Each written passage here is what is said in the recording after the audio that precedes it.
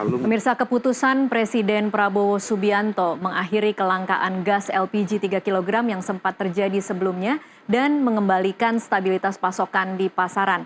Dengan normalisasi pasokan LPG diharapkan masyarakat dapat memperoleh gas dengan harga wajar dan menghindari potensi kelangkaan.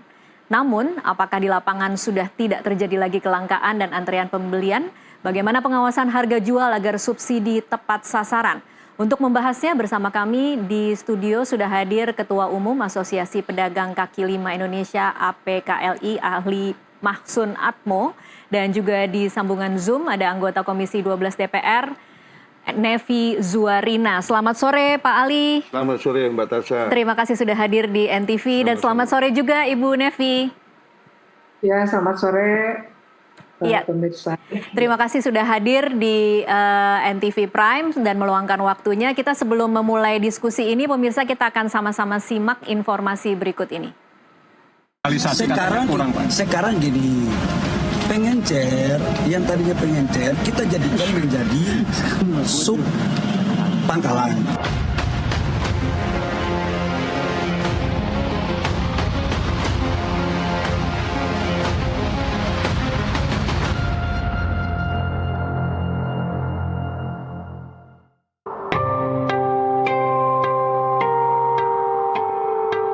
Menteri Koordinator Bidang Pangan Zulkifli Hasan meninjau harga bahan pokok di Pasar Klender SS Cakung, Jakarta Timur.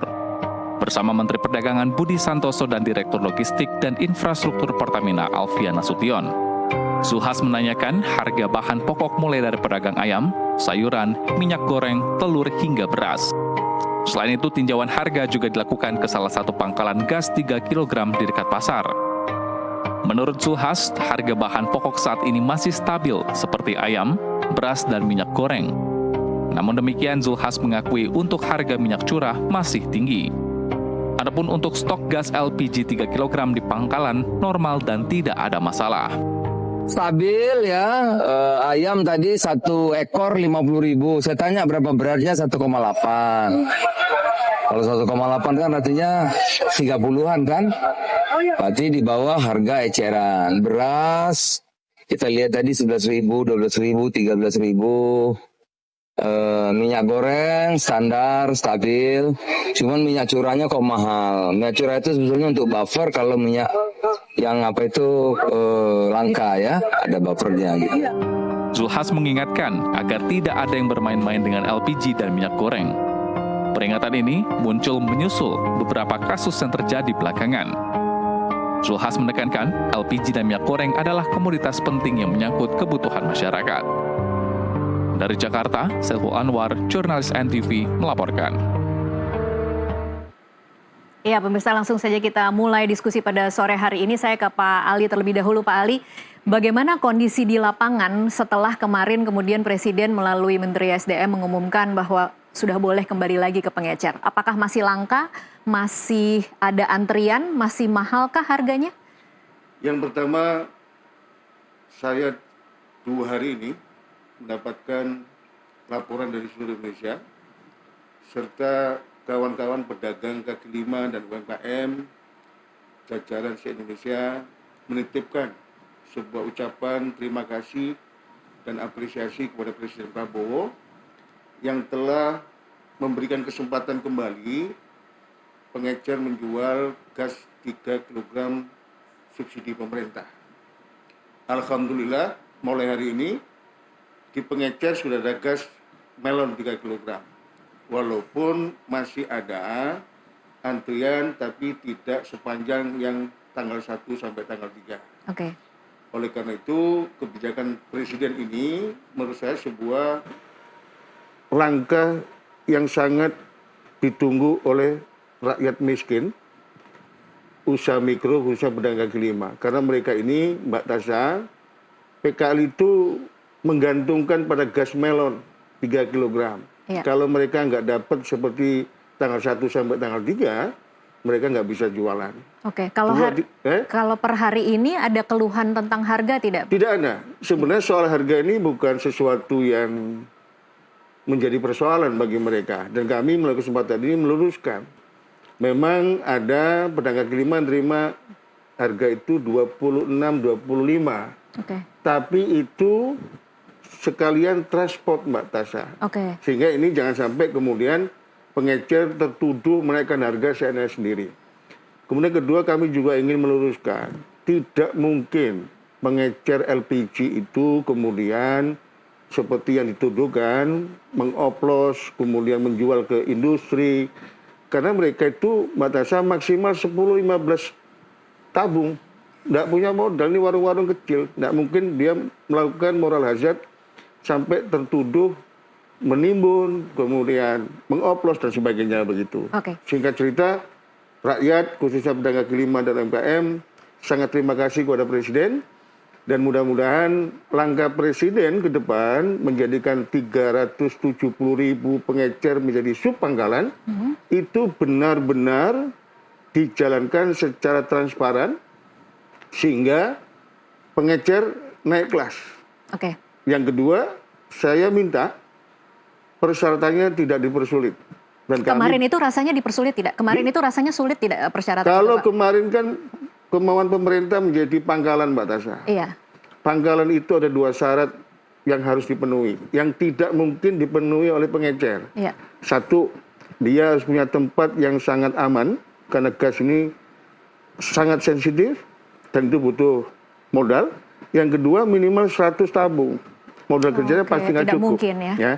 Tapi kalau subpangkalan, sangat mungkin bagi 370.000 pengecer. Dan itu Asosiasi PKL Indonesia bertekad mendukung penuh upaya Presiden menjadikan pengecer jadi subpangkalan, dan kami akan mendampingi mereka dari sisi NIB. Kalau dibutuhkan legal standing perusahaan, kita dampingi juga NPWP. Namun, mohon maaf Mbak Tasha, asosiasi nggak punya uang. Ketika nanti memang ada persyaratan penambahan modal, kami minta pemerintah memberikan kebijakan khusus untuk memberikan skema kredit, baik itu kredit usaha rakyat maupun skema yang lain, Mbak Tasha. Oke, baik. Saya geser dulu ke Ibu Nevi ya. Ibu Nevi, keinginan pemerintah kemarin untuk mengatur agar distribusi ini tepat sasaran dan kemudian harganya juga tidak tinggi, tidak melebihi harga eceran tertinggi. Tapi kemudian cara yang ditempuh seperti itu, apa catatan dari Komisi 12 DPR? Apakah itu kemarin kebijakan yang terburu-buru, kurang sosialisasikah atau kurang contingency plan, atau seperti apa catatan dari Komisi 12? Ya, terima kasih kepada Mbak Tasha ya. Jadi kita mungkin kira sebalik bahwa kebijakan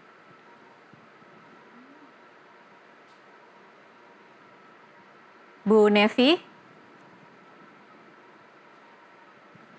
Oke, baik. Tampaknya hubungan kami dengan Ibu Nevi Zuarina, anggota Komisi 12 DPR, terputus. Saya kembali lagi ke Pak Ali. Pak Ali, kalau kemudian saat ini rencananya adalah memang akan menjadi subpangkalan. Ya. Dari persyaratan-persyaratan kemarin, adakah keluhan dari mungkin para pengecer tentang bagaimana sulitnya untuk memenuhi persyaratan itu? Pengecer itu sampai hari ini, Mbak Tasha, yang sudah bersedia menjadi subpangkalan ada 1.500 dari 370.000. Oke. Yang sudah menjadi pangkalan 300 pengecer. Iya. Mereka semua bersedia menjadi subpangkalan asal persyaratannya tidak dipersulit oleh pemerintah. Oke. Terutama terkait dengan persoalan modal. Ya, kalau persyaratan administrasi harus punya NIB, harus punya NPWP, kalau diperlukan ada PT perseorangan, mereka sangat tidak keberatan. Kemudian kedua, kenapa asosiasi mendukung penuh menjadi subpangkalan? Mohon maaf ini Mbak Tasha, tujuan utama pemerintah untuk mengatur kembali 87 triliun subsidi gas 3 kg LPG ini, karena dari 18 tahun yang lalu, sejak Perpres 104/2007, tersinyalir dan ada fakta di lapangan, hampir 60% tidak tepat sasaran. Iya. Secara substansi, tujuan pemerintah adalah sangat baik dan kami dukung sepenuhnya. Iya. Namun memang kebijakan ini harus dievaluasi secara totalitas. Yang pertama Mbak Tasha, mohon maaf nih. Dalam Perpres 104 2007, yang bisa mengakses gas 3 melon ini adalah rumah tangga. Tapi nggak ada kejelasan rumah tangga kaya, super kaya, atau miskin. Iya. Oleh karena itu, revisi Perpres 104 2007 sehingga target untuk subsidi ini jelas harus dirubah, rumah tangga miskin. Itu satu. Oke. Kemudian yang kedua adalah usaha mikro. Mohon maaf, ini perlu saya klarifikasi, bukan UMKM. Usaha mikro tapi ya. usaha mikro. Baik. Nah, kami minta kepada pemerintah mempertegas usaha mikro ini batasannya. Iya. Karena ada perbedaan Mbak Tasha. Berdasarkan Undang-Undang Nomor 20 Tahun 2008 tentang UMKM, usaha mikro itu omsetnya itu maksimal 500 juta. Iya. Namun berdasarkan Undang-Undang Cipta Kerja PP 7 tahun 2021 ini di-upgrade sampai 5 miliar. Baik. Oleh karena itu saya selaku Ketua Asosiasi PKL Indonesia minta kepada pemerintah kriteria usaha mikro ini tetap berpatokan pada Undang-Undang Nomor 20 tahun 2008. Baik. Itu yang pertama. Yang kedua, pemerintah wajib memvalidasi data. Mohon maaf, Data siapa nih Pak? data Pertamina. Oke. Yang hari ini ada 65 juta di MAP Pertamina, di mana di situ ada 8,6 juta usaha mikro. Ini harus divalidasi, dicek ulang. Iya. Jangan sampai dari 65 juta ini sebagian besar termasuk yang tadi 60% yang penyimpangan itu. Iya. Yang ketiga, saya minta pemerintah tidak terlalu mudah untuk menuduh rakyat kecil, PKL, pengecer yang dijadikan, mohon maaf nih, dalam tanda petik semacam biang kerok, kelangkaan, melambungnya harga dan sebagainya. Kalau kita ingin menegakkan hukum, kita dukung sepenuhnya. Mohon maaf, moral hazard itu saya menduga terjadi di pangkalan, di agen, ya. Baik itu yang dioplos ke 5,5 kg, ke 12 kg, atau dijual ke industri. Iya. Karena pengecer itu tidak mungkin melakukan itu, modalnya aja cuma 10 sampai 15 tabung. Baik. Begitu Mbak Tasha. Baik. Saya mencoba lagi kembali ke Ibu Nevi. Bu Nevi bisa mendengar suara kami? Dengar, maaf tadi terputus. Iya. Ya, maaf. Kembali lagi ke pertanyaan tadi, Bu Nevi. Apa catatan Bu Nevi dari Komisi 12 DPR terhadap apa yang dilakukan pemerintah dalam 4 hari kemarin sudah diberlakukan kemudian dibalikan lagi ke pengecer? Ya, tentu kami dari DPR mengucapkan terima kasih kepada pemerintah dan khususnya Kementerian SDM akhirnya meninjau ulang kebijakan tersebut, yaitu kebijakan pemerintah untuk membeli LPG 3 kilo di sub pangkalan, ya, bukan di pengecer lagi. Ya, artinya kita akan menertibkan, akan mensosialisasikan kebijakan ini sambil diparalelkan sub penyalur resmi atau sub pangkalan itu dibantu oleh pemerintah dan bahkan juga Pertamina untuk memenuhi syaratnya, yaitu salah satunya mengurus NIB. Jadi sebetulnya permasalahan ini tidak akan menjadi besar bila ada sosialisasi yang masif dan bila dari pemerintah itu berangsur ya melakukan kebijakan ini. Tapi kemarin kebijakannya dilaksanakan secara total. Ya, sehingga timbullah masalah yang baik. Jadi catatannya Bu Nevi kurang sosialisasi dan waktunya terlalu cepat begitu ya Bu Nevi? Betul, catatannya itu, ya. Betul. Oke, baik. Kemudian setelah kemudian dikembalikan dan kemudian diberi waktu. Kemarin kan pemerintah mengatakan bahwa targetnya dalam 1 bulan semua kemudian tidak ada pengecer lagi lah istilahnya. Dalam 1 bulan kemudian semua sudah bertransformasi menjadi sub pangkalan. Ini menurut Anda target yang masuk akalkah atau sebenarnya waktunya harusnya lebih lama lagi? Kalau melihat jadwalnya 1 bulan rasanya tidak mungkin ya. Kalau kita lihat syarat-syaratnya, ini pengalihan status pengecer menjadi sub pangkalan atau sub penyalur resmi yang berbadan hukum memiliki NIB, itu prosesnya juga cukup lama gitu ya. Dan tentu ini kita minta bantuan kepada pemerintah dan juga Pertamina agar turun langsung ke lapangan dan mengumpulkan semua pengecer tersebut untuk melakukan sosialisasi prosedur perubahan menjadi sub penyalur resmi agar proses transisi ini berjalan dengan lancar dan tidak menimbulkan kegaduhan masyarakat. Tadi disampaikan oleh Pak Ketua Asosiasi, kita ada pengeceran 300.000 lebih se-Indonesia. Nah, kita lihat dalam jangka waktu sebulan tentu tidak bisa ini dilakukan, ya, tentu bertahap, ya. Oke, baik. Bu Nevi, tadi sudah dijelaskan oleh Pak Ali di sini kan memang secara data dan fakta 68% LPG 3 kg itu diketahui dikonsumsi oleh masyarakat kelas menengah, dan masyarakat yang seharusnya menjadi target yaitu masyarakat kelas bawah hanya sekitar 32% yang kemudian menerima gas LPG. Apakah, pertanyaannya ya Bu Nevi sekarang, apakah kemudian strategi yang ditempuh pemerintah saat ini dengan menjadikan pengecer menjadi sub pangkalan menjawab permasalahan ini? Tadi disampaikan oleh Pak Ketua bahwa validasi data. Jadi kalau kita lihat kan awalnya seperti ini. 87 triliun LPG 3 kilo ini adalah disubsidi. Ya, namanya subsidi itu kan diberikan kepada keluarga yang tidak mampu, ya. Artinya keluarga mampu tidak boleh menggunakan subsidi. Dan tentu kita ingin yang namanya subsidi tepat sasaran. Nah, ternyata kalau di lapangan tadi kata Pak Ali demikian, itulah yang dilakukan oleh pemerintah, kebijakan ini dilaksanakan.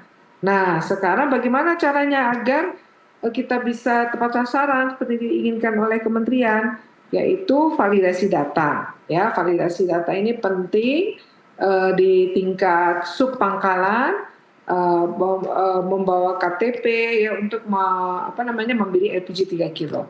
Nah, jadi sambil kita juga menyelesaikan administrasi sub pangkalan ini, kita pun juga dari sub pangkalan juga memfasilitasi apakah yang LPG 3 kilo ini dibeli oleh keluarga yang tidak mampu atau keluarga mampu. Oke, baik. Bu Nevi, kembali lagi, kalau tadi Pak Ali cukup berani tadi mengatakan menduga bahwa terjadinya di level pangkalan dan level agen. Lagi-lagi pertanyaannya Bu Nevi, apakah kemudian dengan mendata pengecer sub pangkalan kemudian bisa menjawab bahwa ketika itu permainannya justru terjadi di level atas? Iya, itu kan analisa Pak Ali ya. Kalau kami dari laporan kementerian ya bahwa pengecer ini nanti diecerkan lagi gitu, artinya bisa jadi bisa 2-3 kali pengecer. Makanya nanti kita dengar ada harga LPG 3 kilo yang sampai 27.000, 28.000, bahkan kalau sewaktu lebaran itu bisa sampai 60.000 untuk lebaran ya di daerah-daerah pemilihan saya itu. Nah, saya tidak, itu kata Pak Ali, tapi kami melihatnya, baik kami di DPR dan pemerintah, lebih melihat kepada, gini kata Bapak Menteri, kalau ada penjualan LPG 3 kilo itu aplikasinya di antara agen pangkalan itu jelas ada. Tapi begitu pangkalan ke pengecer itu nggak ada. Nah, pengecer ke bawah lagi juga nggak ada. Ya, jadi kita udah nggak jelas kan yang beli LPG 3 kilo ini siapa gitu. Nah, inilah yang ditertibkan pembeliannya oleh pemerintah, yang namanya subsidi ya tentu diberikan kepada yang tidak mampu, dan itu tepat sasaran. Oke, baik. Pak Ali mungkin mau menjawab? Yang pertama begini ya, pemerintah ini punya maksud tujuan baik, dan siapapun, ini bukan rahasia umum, 18 tahun program ini kebocoran ada di mana-mana. Dan saya selaku Ketua Umum Asosiasi PKL Indonesia punya pandangan bahwa pengecer LPG ini tidak mungkin melakukan moral hazard untuk mengoplos kemudian menjual ke industri, karena mereka ini secara modalitas sangat terbatas. Yang ingin saya sampaikan adalah, yang pertama, pemerintah harus merubah tata peraturannya. Rumah tangga yang ditetapkan pemerintah yang berhak menerima subsidi ini harus dipastikan oleh pemerintah. Ya. Yang kedua, usaha mikronya juga. Yang ketiga, perubahan dari pengecer ke subpangkalan itu sangat mendasar seperti diperintah Presiden Prabowo, sehingga nanti rakyat kecil pengecer tidak tertuduh lagi. Oleh karena itu saya sepakat dengan Kementerian ESDM sub pangkalan nanti akan dilengkapi dengan aplikasi digital. Iya. Sehingga data NIK, kemudian mikro, mana, dan sebagainya sudah ada di pengecer. Oke. Oleh karena itu, saya minta sekali lagi, rakyat kecil jangan dipojokkan. Ketika hari ini kemudian terjadi kelangkaan, kemudian harga sampai tadi disebut sama Bu Nevi sampai 27, yang 7.000 itu bukan kenaikan harga. Saya sudah tanya kepada teman-teman pedagang kaki lima, PKI itu lebih suka, Mbak Tasha, gas itu diantar. Bukan dia datang ke pengecer. Karena waktunya makan waktu dan itu ongkos transport.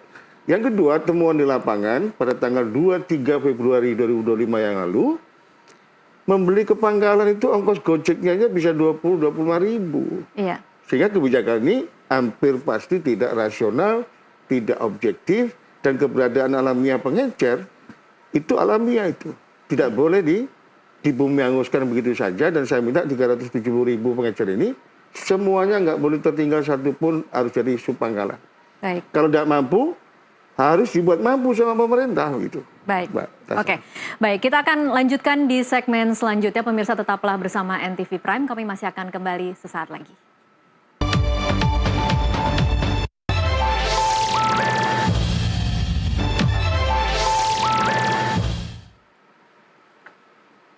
Sekarang gini, pengencer, yang tadinya pengencer, kita jadikan menjadi sub pangkalan.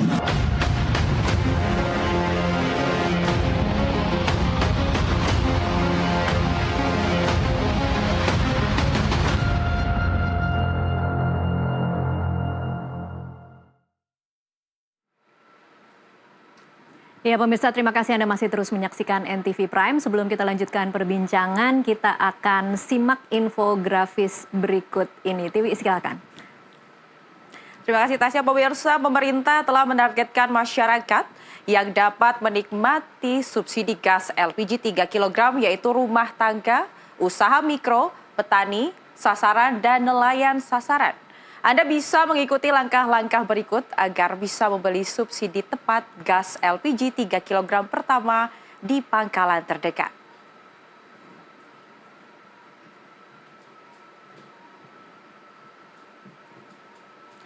Berikut adalah cara daftar penggunaan LPG 3 kg untuk rumah tangga. Untuk konsumen dapat melakukan pembelian LPG 3 kg di pangkalan terdekat dengan menunjukkan KTP ke petugas pangkalan apabila sudah terdaftar di sistem subsidi tepat LPG. Anda tidak perlu melakukan registrasi ulang. Untuk mengetahui apakah sudah terdaftar atau belum, Anda cukup membawa KTP ke pangkalan terdekat agar petugas bisa mengecek status konsumen. Jika konsumen ingin mendaftarkan sebagai pengguna jenis rumah tangga, konsumen perlu membawa KTP dan nomor KK, dan petugas pangkalan akan membantu mendaftarkan konsumen ke sistem subsidi tepat LPG.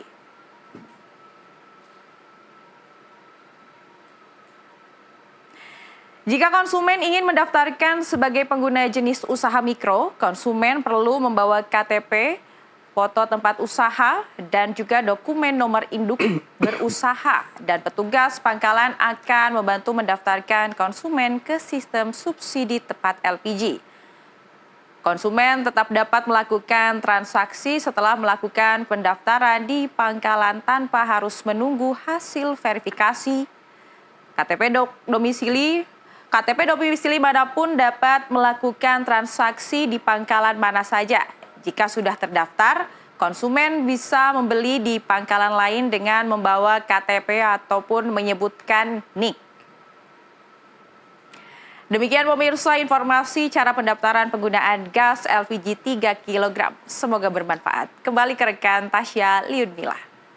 Ya baik, terima kasih Ayu Pratiwi untuk pemaparan grafisnya. Kita lanjutkan perbincangan. Saya ke Pak Ali lagi. Pak Ali, kalau tadi menyaksikan tata cara bagaimana sebuah warung atau pengecer kemudian bisa mengajukan diri sebagai subpangkalan ya, tata cara bagaimana persyaratannya.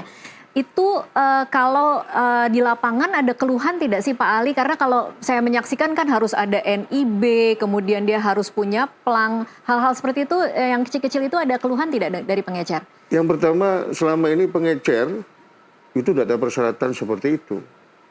Yang ada persyaratan NIB, kemudian legal standing korporasi, NPWP itu pangkalan.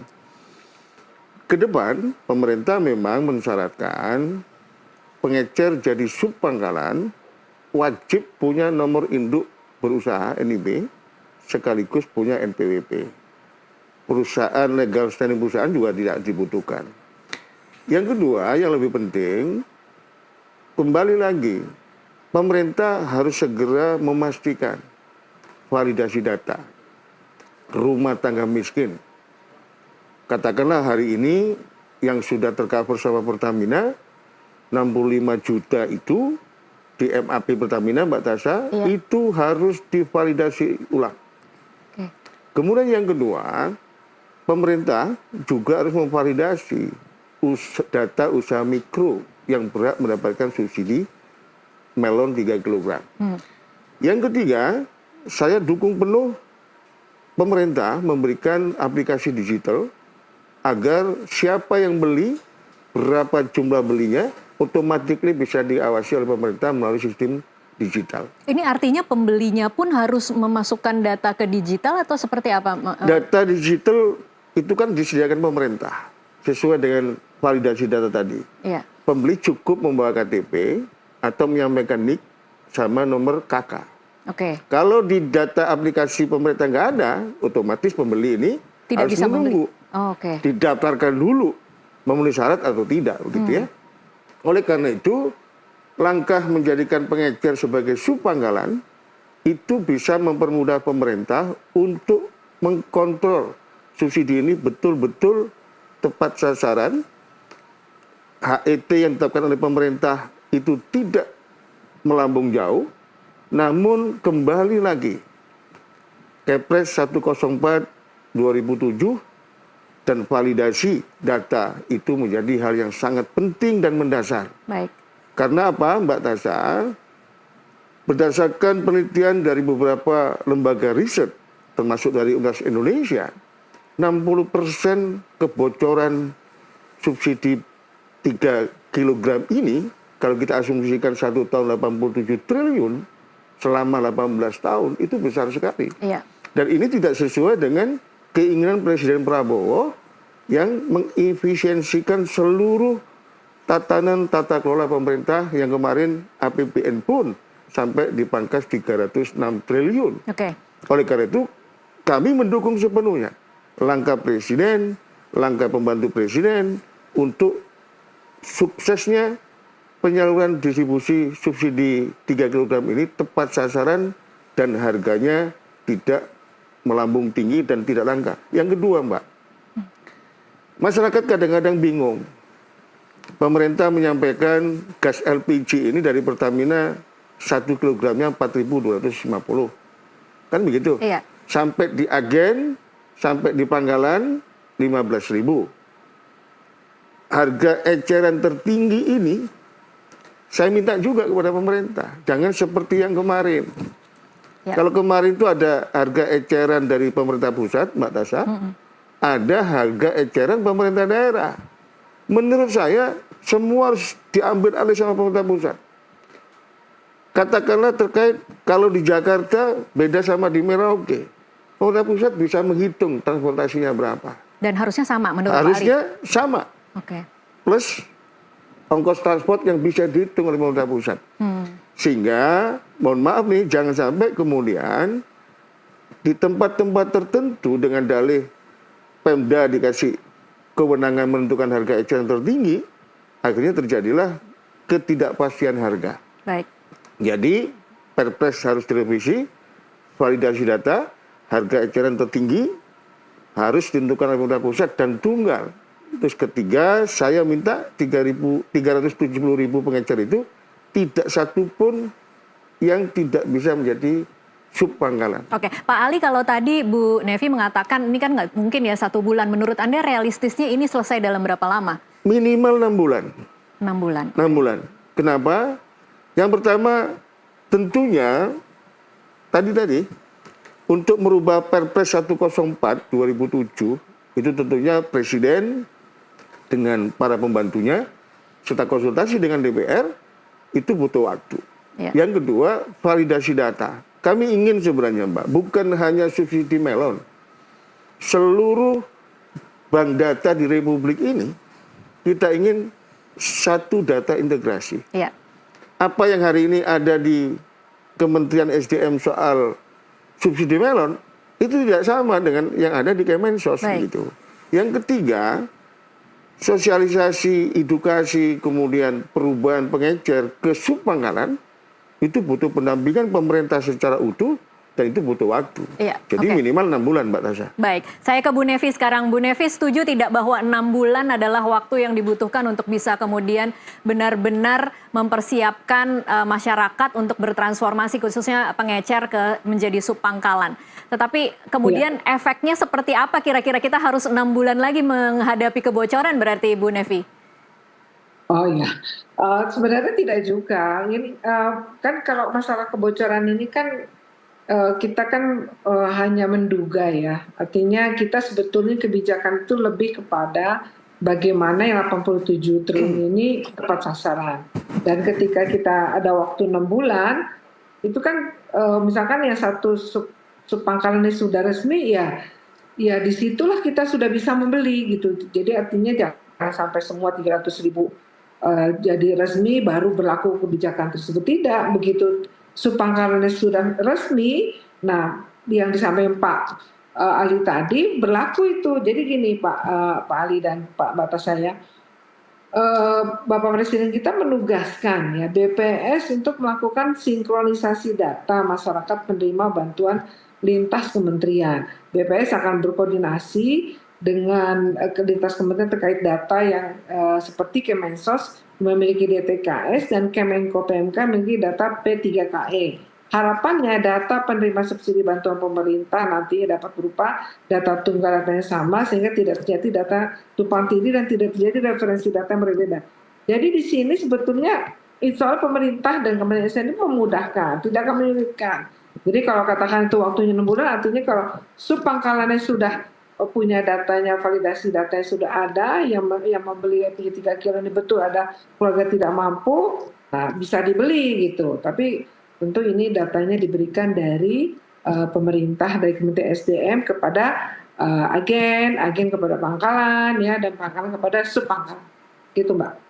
Baik, Bu Nevi, mari kita sekarang bergeser ke pengawasan ya, karena kita kemudian bisa saja membenahi semuanya, tetapi penjualannya kemudian atau pembelinya nanti kemudian masih bisa juga salah sasaran. Kalau tadi Pak Ali mengusulkan memang pembenahannya harus dari Perpres, mendefinisikan lagi rumah tangga yang mana, usaha mikro yang seperti apa. Tetapi lagi-lagi pertanyaannya, bagaimana pengawasannya kira-kira harus diketatkan, Bu Nevi? Ya. Tadi saya sampaikan ya tadi sampai Pak Ali memang nanti kita ada perubahan peraturan ya dari pemerintah. Tapi untuk data ini yang penting data tunggal ya, untuk penerima LPG 3 kilo ini yang dilakukan oleh BPS itu yang penting kita dapatkan dulu. Nah BPS ini nanti koordinasi dengan Kemensos dan juga Kemenko PMK memiliki data P3KE. Nah bagaimana teknis di lapangannya ini ya kita harapkan dari Kementerian SDM juga bergerak cepat ya, tidak hanya pangkalan menjadi subpangkalan dibantu oleh Pertamina dan pemerintah, tapi juga validasi data pun juga diparalelkan. Gitu. Oke, Pak Ali mungkin mau menambahkan kira-kira bagaimana sebenarnya harusnya pengawasan itu diberlakukan di lapangan? Yang pertama ini kan sudah canggih teknologi digital. Artinya kalau Perpres 104 2007 sudah direvisi, kriteria rumah tangga miskin sudah ditetapkan, kemudian data tunggal ada, tinggal dimasukkan di aplikasi. Demikian pula data untuk usaha mikro, petani maupun nelayan, Mbak Tasya. Tinggal data ini semua perangkat dari Pertamina, dari SPBE, dari agen, pangkalan, subpangkalan dilengkapi dengan aplikasi digital, sebagaimana disampaikan oleh Kementerian SDM. Dengan itu pasti terkontrol, ya, apakah subsidi ini tepat sasaran atau tidak. Yang jadi persoalan ini satu, Mbak Tasya. belum ada statement dari pemerintah punya kemauan baik untuk memvalidasi data. Ya. Padahal kelemahan mendasar tidak tepatnya subsidi ini sampai tersinyalir oleh Universitas Indonesia 60%, itu dampak dari ketidakvalidan data. Oleh karena itu, saya berharap kepada Presiden segera memanggil Kepala BPS untuk melakukan seperti dikatakan Bu Nevi tadi. Datanya harus tunggal. Begitu data tunggal sudah masuk bagi rumah tangga miskin, usaha mikro, petani nelayan, barang ini dimasukkan dalam sistem digital. Baik. Dikasih ke Pertamina, dikasih ke SPBE, agen, pangkalan, sub pangkalan. Yang kedua, masyarakat juga terbuka kok ketika kemudian ada penyalahgunaan gas 3 kg ini di lapangan. Bisa langsung dilaporkan kepada yang berwajib. Namun yang paling penting menurut saya ini, pengawasan yang harus ketat betul itu di agen dan pangkalan. Saya terbuka saja. Baik. Di agen dan pangkalan. Ini harus betul-betul diawasi secara ketat oleh pemerintah. Oke, lagi-lagi kembali ke niat pemerintah untuk kemudian merapikan data ya Pak Ali. Betul. Oke, baik, kita akan break sejenak untuk jeda azan maghrib wilayah Jakarta dan sekitarnya. Pemirsa tetaplah bersama NTV Prime.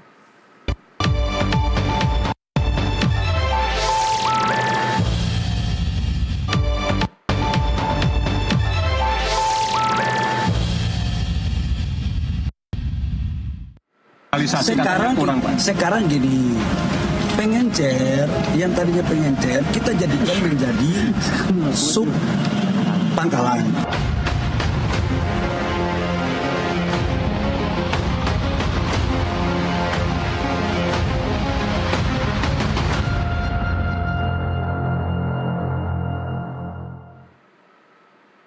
Ya, pemirsa, terima kasih Anda kembali menyaksikan NTV Prime. Ini adalah segmen terakhir dalam diskusi kita pada sore hari ini. Saya kembali lagi ke Bu Nevi.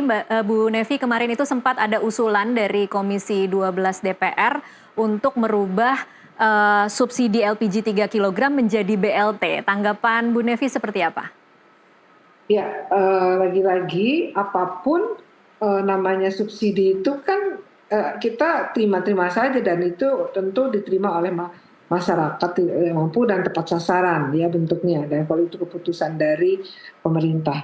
Yang pasti sekarang kita masalah data ini ya, penerima subsidi. Nah, kita minta BPS agar melakukan sinkronisasi data dengan Kemensos dan Kemenko PMK yang memiliki data P3KE. Jadi bentuk kita mau nanti ganti ada yang subpangkalan kah, atau kita mau jadi BLT kah, ujung-ujungnya validasi data lagi gitu. Baik. Ya, dan karena kami subsidi bahasanya tentu bagi keluarga yang tidak mampu. Nah, gitu Mbak. Baik, Bu Nevi, mungkin ini pertanyaan terakhir. Kalau untuk strategi jangka panjangnya, seperti apa kita untuk kemudian pengurangan penggunaan LPG 3 kg dan bertransformasi ke kompor listrik, Bu Nevi? Ya, ini isu yang menarik juga ya. Tentu dari kami Komisi 12 ya, program ini kita sejalankan dengan Kementerian SDM. Juga sudah pernah dibagi-bagikan kompor listrik, bukan kompor listrik, magic jar ya, untuk menggunakan masak-masak menggunakan listrik. Ini kan sebetulnya kita mengarah kepada nanti tahun 2060 net zero emission atau NZE. Jadi kita sudah tidak lagi menggunakan bahan-bahan fosil ya, dan sudah menggunakan energi baru dan terbarukan ya, green energy ya. Nah, ini kan 2060 kan waktunya kan tidak lama lagi, sekarang kan 2025 ya, kurang lebih sekitar 35 tahun lagi. Nah, sehingga kalau memang ini sudah dari pemerintah merupakan suatu kebijakan, ya tentu kita sudah mengaturnya dari sekarang. Ya. Nah, dengan adanya kompor listrik, ya, dengan adanya mobil listrik, ya, dan sebagainya. Oke, Mbak. Oke, baik. Ya. Terima kasih Bu Nevi. Saya ke Pak Ali terakhir untuk pernyataan terakhir, Pak Ali. Jadi kalau dari sisi PKL, harapannya seperti apa dalam beberapa bulan ke depan agar kemudian tidak terjadi guncangan seperti kemarin, langka dan harga dan kemudian susah didapat dan antrian panjang membuat frustrasi banyak orang? Yang pertama, kami berharap ketersediaan LPG 3 kg ini dijamin pemerintah. Kami tidak ingin ada kelangkaan, bahkan antrian panjang, antri 3 hari, gitu sampai di tempat kehabisan gas LPG. Kemudian yang kedua, yang tidak kalah pentingnya adalah apa yang disampaikan dan direncanakan pemerintah ini, tentunya kita berharap ke depan bukan saja memastikan LPG ini ada untuk pelaku ekonomi rakyat. Namun lebih dari itu, pemerintah melakukan pendampingan secara utuh dan menyeluruh kepada pelaku ekonomi rakyat.